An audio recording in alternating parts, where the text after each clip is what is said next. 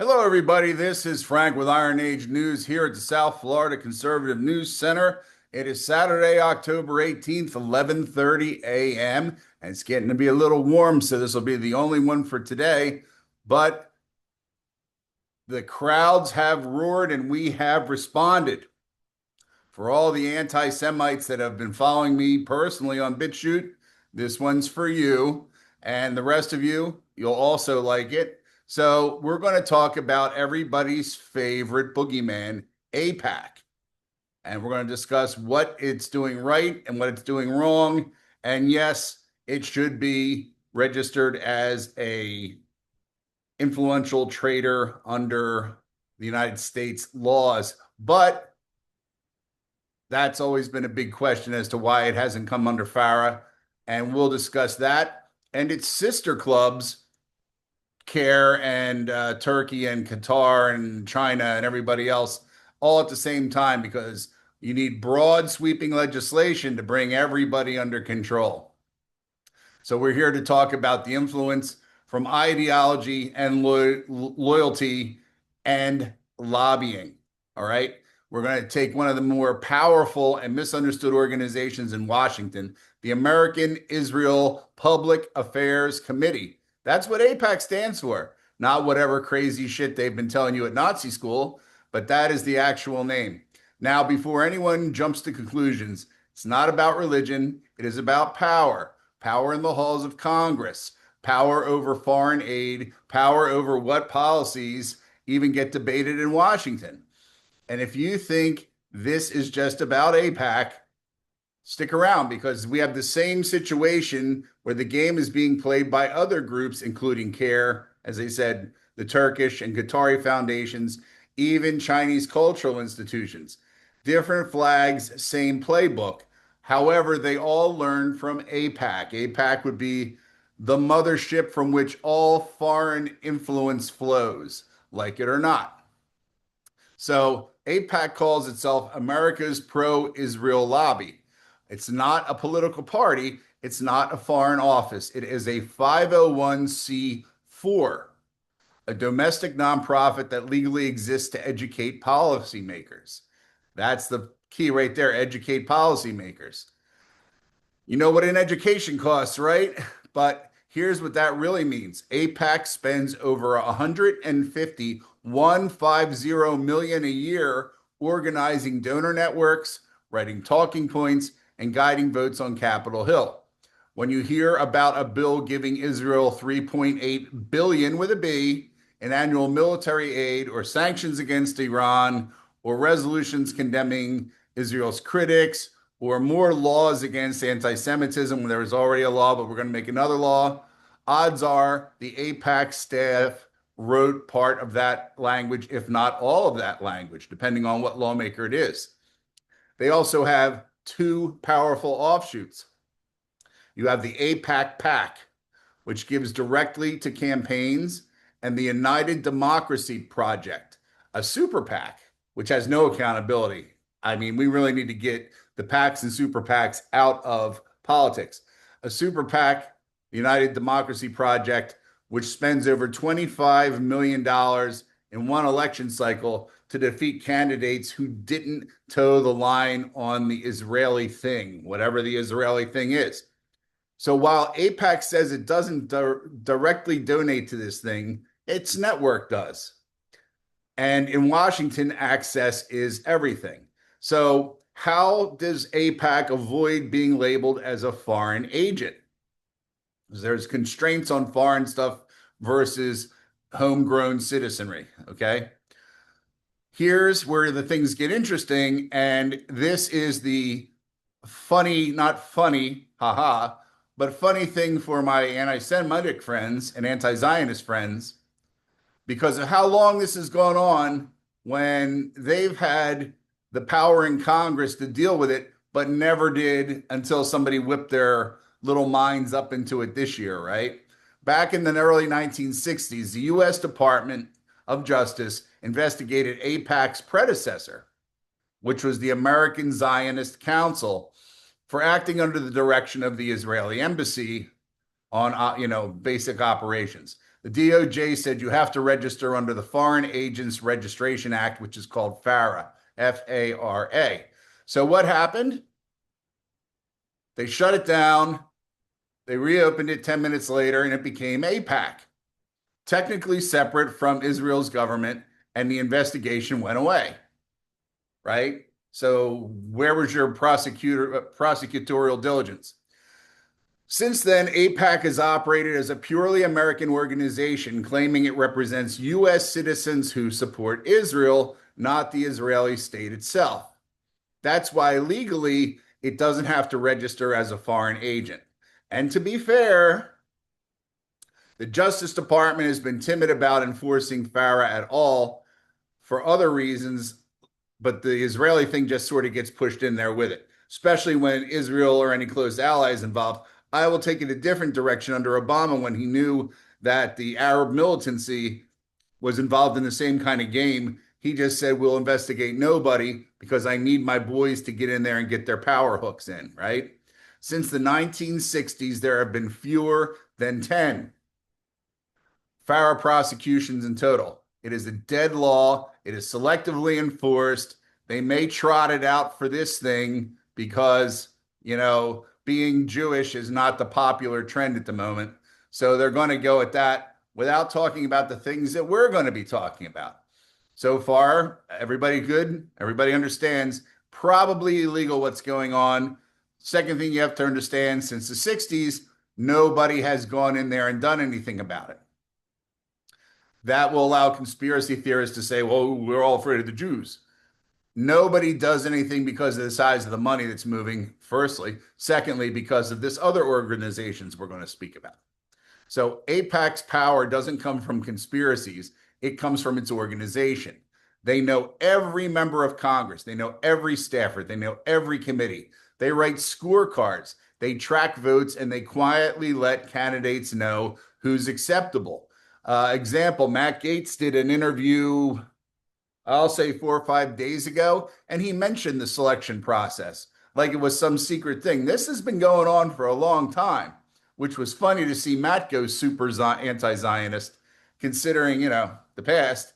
But he gave you an example of how it works, which is the grading system, scorecards, right? So they then fund trips to Israel. They have policy conferences, educational events that shape how up-and-coming politicians view the Middle East. And this has been going on for years, all right? Over time, that creates a kind of institutional gravity, we'll say, where Washington's default position is Israel's position, because everyone likes that trip over to Tel Aviv. Very nice nightlife. They have alt.sex.lifestyle, which means somebody for everybody, right? Now, that's been going down for years. So what we're saying here, that might sound harsh, but ask yourself, when was the last time you heard a serious debate in Congress about cutting foreign aid to Israel? This is for all you people out there who want to say this. Or about applying the same human rights standards we use elsewhere. It doesn't normally happen, and that silence is not by accident. All right? Now, this is where we're going to get political and the Republican backlash that has occurred. The divide inside the Republican Party is real. The establishment wing, the McConnell types, the traditional neoconservatives, still see America and Israel as inseparable. But this new populist wing, and I don't say it's all the American first, but it's a lot of the America first Republicans are asking, wait a minute, why are we sending billions overseas while our borders are open and our cities are falling apart? That's not anti-Israel, that's anti-hierarchy. But there are people waiting to pounce on them to need to massage their viewpoint towards a good anti-Zionist, anti-Semitic message. So that is not anti-Israel, this America First Republican. It's anti-hierarchy. I've said it again. They resent the idea that any lobby, AIPAC or otherwise, can punish candidates who think independently about foreign policy, as if any of them actually do. But it would be nice to think that they could, and they wouldn't be able to say because the Israelis will punish us. And they're not wrong, because AIPAC's super PAC has openly targeted Republicans who stray too far from the script. It is a form of political discipline, and it's made a lot of people in the GOP quietly furious. This has really come to a head in the last few years because this is same type of shit that goes on at AIPAC has gone on socially. What the heck was his name? Well, not the Kanye West thing, first of all. The basketball player who really didn't say much of anything and he got crushed. There were a number of people who made statements that were perceived as anti-Israeli. And honestly, if you look at how things worked, they were pushed at these disciplinary groups to have that psycho reaction to further alienate the American public from the Israeli message. And it worked incredibly. Kyrie Irving, all right, that was the other guy. Kyrie Irving was just put a thing out about we did an article on it. He had a book about the Israelites, the African Israelites, whatever the hell they call themselves these days. Didn't say anything about true or not, but he ended up getting his ass chewed up pretty badly. And Kanye West, of course, lost $500 million in a weekend because of the retaliation, which he then recouped double. I don't know about Kyrie. So what we have there, as I said, a lot of people in the GOP are keeping on the quiet, but they're angry that this stuff's happening, right? Because this is our country. You don't come to our country and kick our people around. If you're a total racist, you say, nobody kicks around our black people but us. Like that one. So that can happen too. And we aren't having it, which brings you to the larger problem. It's not just AIPAC. AIPAC isn't alone in this. CAIR, C-A-I-R, the Council on American Islamic Relations, operates on the same model exactly because they're not that smart, but they are deviant. For those of you who don't know who CAIR is, it's the Muslim Brotherhood, an international terrorist organization that seeks to bring the entire world under control of Islamic theologians, not Islamic leaders, under the rule of Allah. They got their work cut out for them, but they have been busy. Okay? So they are operating on the same model as AIPAC, and they often with financial or ideological support from overseas donors, i.e., Saudi Arabia, the United Arab Emirates, the Qataris, all right, possibly Turkey and Egypt. So there are also organizations doing the same thing for the Turks and for the Qataris on their own. And then the Communist Chinese Party plays this game, but they do it much more subtly, and it's all cash, okay? So different faiths, different ideologies, same structure, American nonprofits advancing foreign interests under the protection of U.S. law. So FARA, what can we do to make the law work, which would stop all this if somebody would implement it? So what are we going to do with this? All right. They need to modernize FARA, the Foreign Agents Restriction Act. Again, that's what it stands for, to fit the modern age of influence. Like you said, this is an older law. It was never upgraded, and it was probably not upgraded for many reasons, none of which were to help the United States. You have to redefine what agency means. What do we mean by agency? Right now, you only have to register if you're taking direct orders from a foreign government. That's outdated. There are many systems working out there that are furthering the goals of foreign governments without actually being on the payroll of a central government or a certain bureau. For that, we should include anyone who coordinates or receives material benefit, travel, data, donor targeting from a foreign power. Create a disclosure tier system, and I'll give you I like threes. 1, direct foreign funding, full registration. Tier 2, indirect coordination. I still have to have a foreign policy influence disclosure. Number 3, fully domestic, which would be exempt but subject to random audits. 3 would be closer to where FARA would have fallen in the old days about American-only companies. And that's how you can catch influence without criminalizing free speech. If you start to move and improve FARA, I guarantee you will see everybody jumping off on free speech. They don't mean it, but they need to have it there in order to abuse it.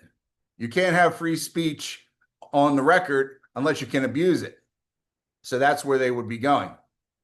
You need to have forced transparency in the funding, which is any organization spending more than $5 million on foreign policy lobbying should disclose every major donor and face a regular forensic audit.